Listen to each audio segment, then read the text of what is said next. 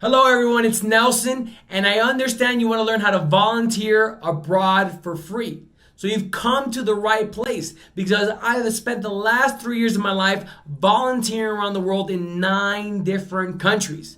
So today I'm going to share some valuable information with you that I've learned along the way, along with some tips and tricks so you don't commit the same mistakes that I did. So if you'd like more videos about this, please hit the like and subscribe button below. You can also support me by buying a t-shirt at smilingtimes.com, and that'll allow me to continue volunteering around the world. So I hope you have a wonderful day and enjoy the video.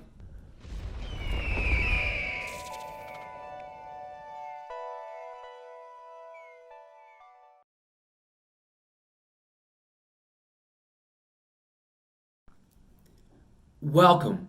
Now, before we get into all the details on how you can volunteer abroad for free, I wanted to take the time today to talk to you about the difference between volunteering versus work exchange.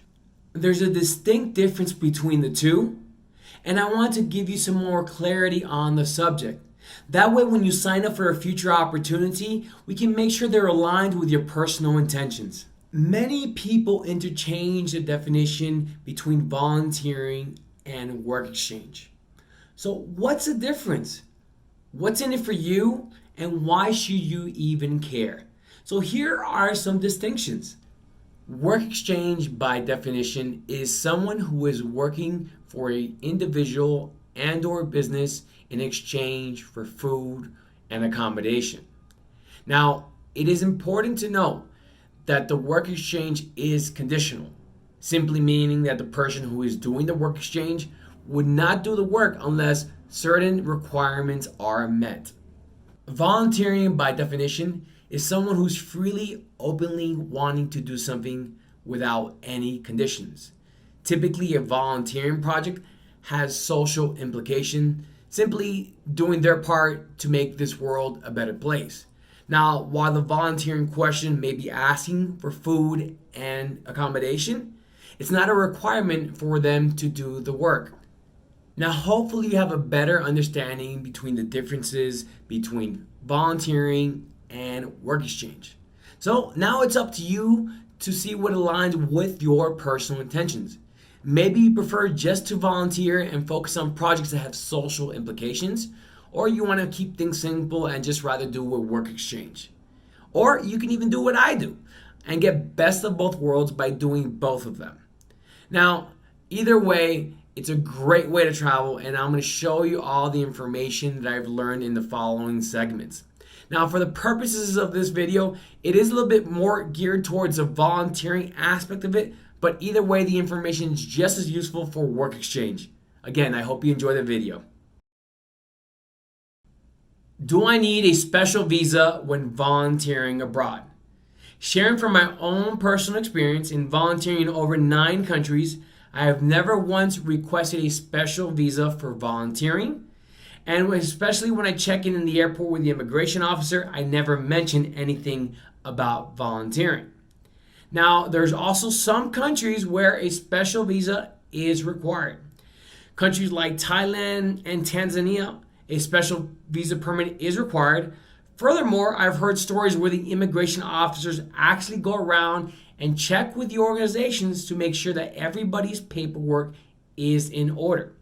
Now, I will point out as well, if you're volunteering longer than your tourist visa allows, you are going to require some sort of special visa, whether it be a working visa or a volunteering visa. That is something to know, and more than likely you're going to need the organization's help to do so. Now, on a side note, because I do get this question a lot, I'm from this particular country, can I volunteer with this organization?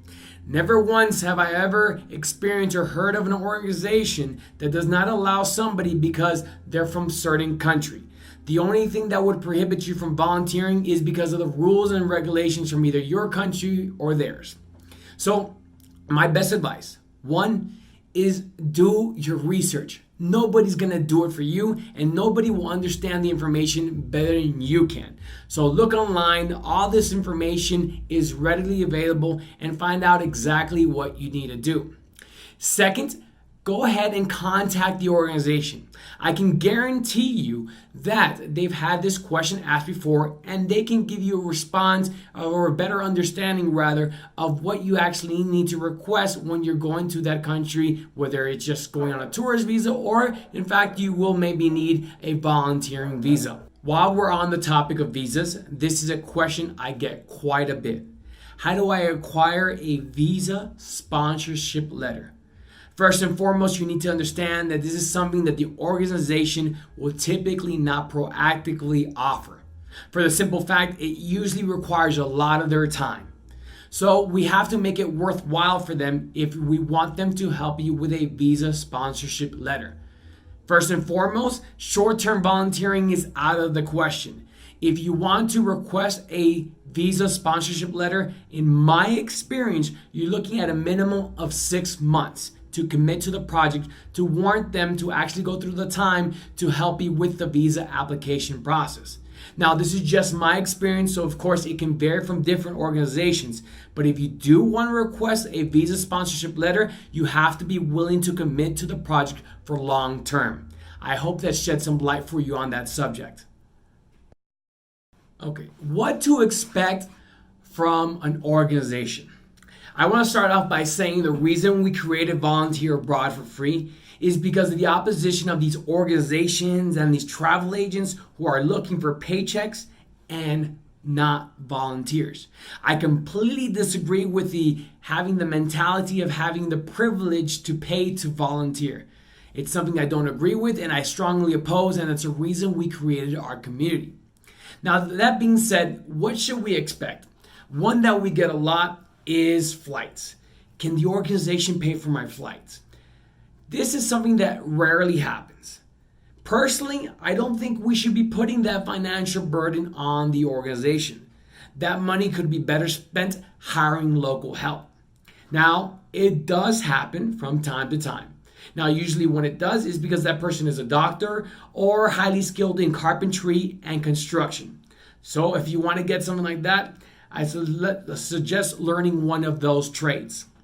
Now, also as far as what we can actually expect from them, I think food and accommodation is enough, and we shouldn't ask for anything else. And that would be about the gist that I would ask any organization. I would never ask them to give me a monthly allowance. These are just my personal views.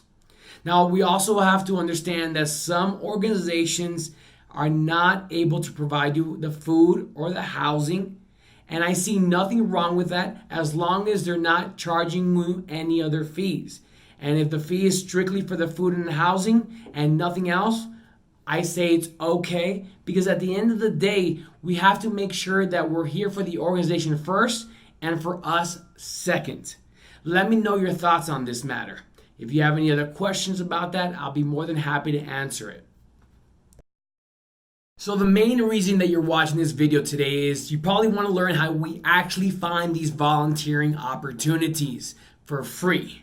So I want to impress upon you that I've done this around for the last 3 years in over 9 countries with 20 plus organizations. I've yet to pay to volunteer, so I can tell you it's definitely doable. You just got to follow my advice, and hopefully you'll be volunteering abroad in no time without spending any money to do so.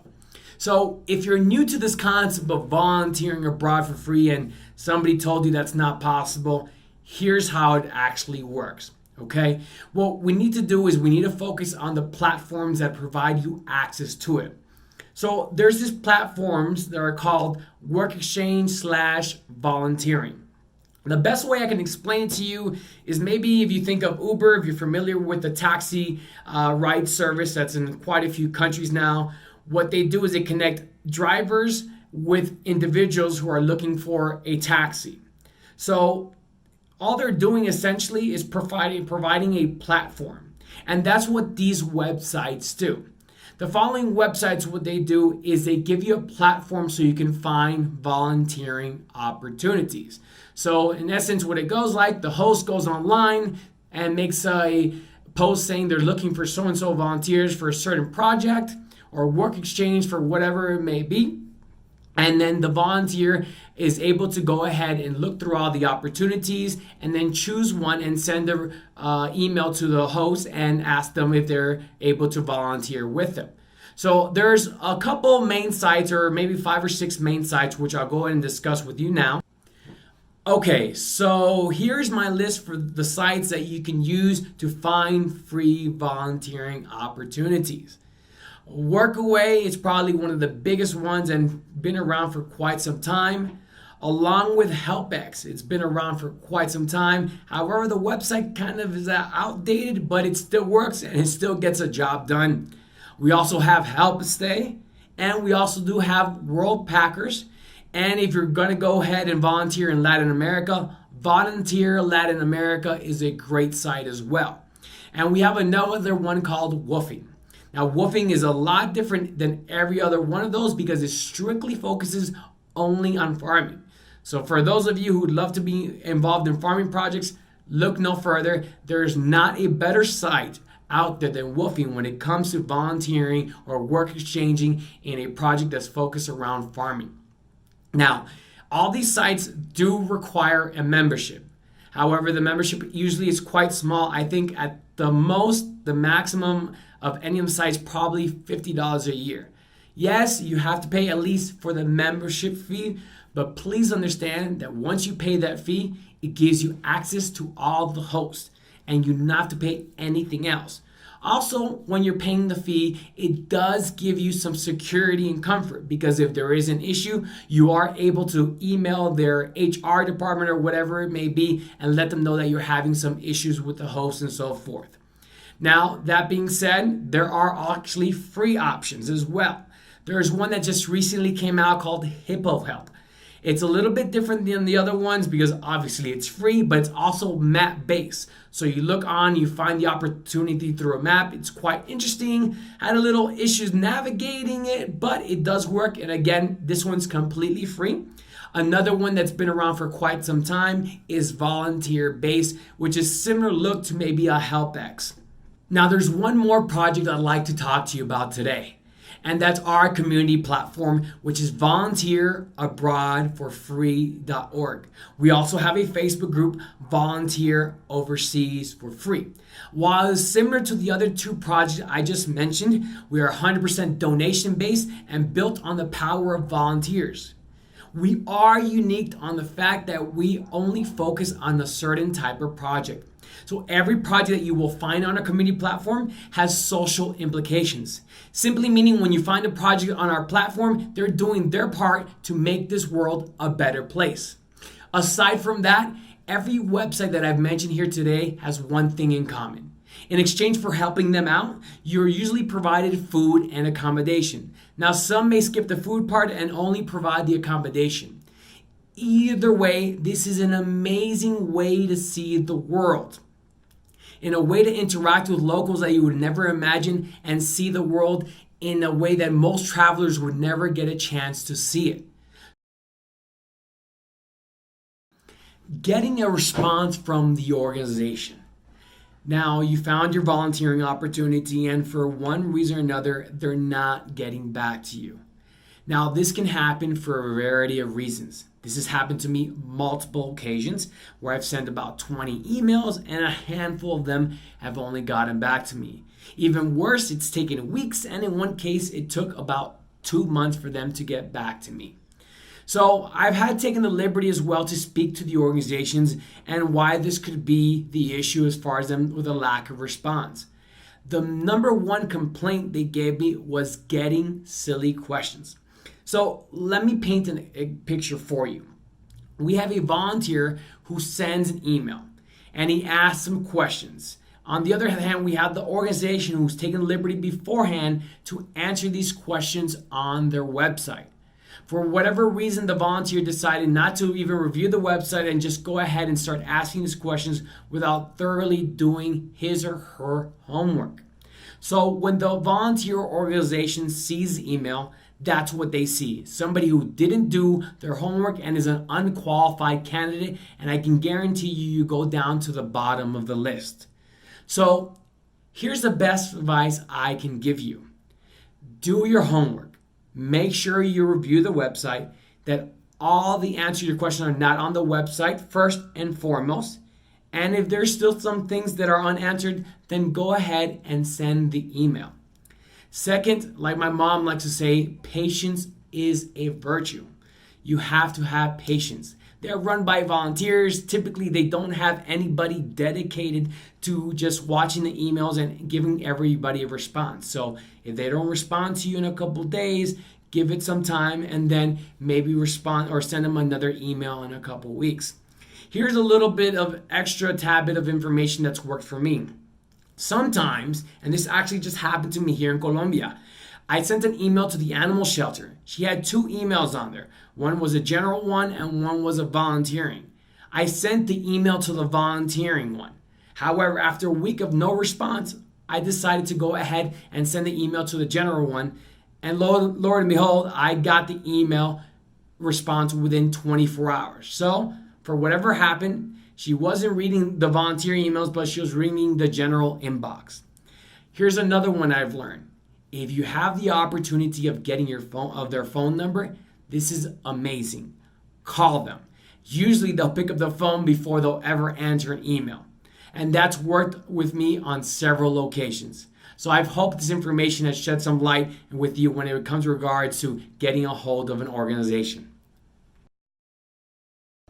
Volunteering abroad with your family. Now, I'll make this segment short and sweet. I don't have any children, and essentially I've volunteered all around the world by myself. So I can give you some practical advice. Of course, one of the most obvious things, it's going to depend on the age of your child. That is a huge factor because the age of your child is going to determine the amount of skills they have and how they can actually contribute to the project. Second, you know your child best. If your child does not behave well, it's best to leave them at home. We have to remember that the organization is not a daycare center. They're your responsibility and no one else. Now, finding a volunteering opportunity with children may be a little bit difficult, but there are opportunities out there. It just may require a little bit more digging.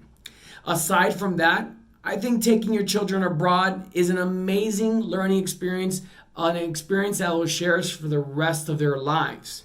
So that's about it on the subject.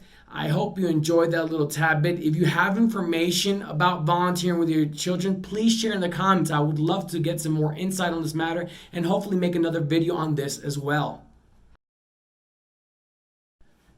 Short-term and long-term volunteering opportunities. We should understand that the amount of time that we have available to commit to a project is going to determine the type of opportunity that is available for us. So talking on short-term volunteering opportunity, so I'm speaking to those who maybe have a couple days or a week max to focus on a project. We should be focusing on projects that require little to no training and are easy to get started on day one. So the following are my top 3 choices in no particular order. Number 1 is animal shelters. I can mostly guarantee you can find an animal shelter anywhere around the world. It's an easy task and it's even great for the family. Anybody can walk a dog, clean the cages for the animals, and give some love to our furry friends, the cats. It's easy to do, and for the most part, almost every volunteering opportunity I had at an animal shelter always welcome walk-in volunteers. Second is taking care of Mother Earth. Now, this is a very easy opportunity because all you really need is a trash bag and pick up trash along your travels. There's even an exercise called plogging, I believe, where the concept is that you pick up trash while you're jogging. And for the most part, you can usually find daily events in pretty much any country doing some sort of beach cleanup and picking up trash along the sidewalks. And at the end of the day, this is something that has immediate impact in the country that you're visiting. Now, last and certainly but not least, is food banks and soup kitchens. Now, you can again find these all around the world. These are very easy. Usually they involve in prepping food, actually giving the food to the homeless, in this case where somebody will not know where their next meal was going to be. Now, also on a side note, along your travels, if you happen to encounter a Sikh temple, they have this amazing opportunity called Langar. Essentially, it's where they take their time to feed the local community. Regardless of your faith, everybody is welcome to come help and take part of the actual community giving process. So if you encounter a Sikh temple, I encourage you, go ahead and take advantage of this activity. It's an amazing thing, something that you'll cherish for the rest of your life. Long-term volunteering opportunities. I'm going to make this simple because it can be rather complicated and there's a lot of variables that come into play. Now, the good thing about this, organizations in general have a good understanding of which of the projects are good for short-term volunteers and which of them are good for long-term volunteers. Now, I will say this, it takes time to build relationships. So if you're somebody who's looking to teach, interact with children, or a similar project that involves a human connection, again, these are relationships and they're not going to happen overnight. They need time to build and they're reserved generally for somebody who can commit long-term to a project. And sometimes it can be a couple months or even more than that. Now, at the end of the day, keep in mind this. The amount of time that you have available to commit to your project is always going to determine the type of opportunity that is available for you. Fully funded volunteer programs. What I mean by that are programs which will take care of your flight, your accommodation, and even a monthly living allowance, so you can solely focus on the project. Now, two big ones are the UN and the VSO.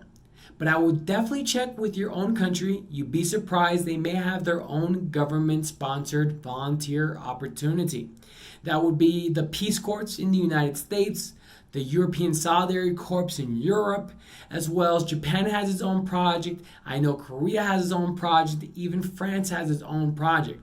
So do some research and you never know. You may be able to volunteer abroad on a government's dime. Okay, so this is slightly off topic, but I think it's an important one for those of us who want to continue traveling and not go back home for a while. And that's making money online.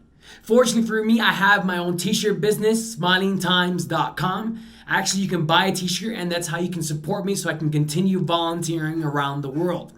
Now, before you go ahead and travel around the world and look at this option of making money online, I would highly suggest before you travel to have a nice cushion. Personally, before I started all this, I started with about $6,000 in my bank. Now, some people start with a lot less, but I'm going to tell you, there's nothing that beats having that extra security and comfort in your bank account when you're traveling around the world. That's just my personal advice. Do what you want with it, but I'm saying it definitely helps when you have a nice little cushion. Now, there's two amazing websites which I think you should take advantage of if you want to try to make some money online or even get an online business started. Fiverr and Upwork are amazing platforms similar to the Work Exchange volunteering platforms. What they do is they connect individual and businesses together which are buying and trading services. And this is a great way to continue traveling so you don't have to go home just yet. Thank you so much for watching the video and I hope you found the information useful.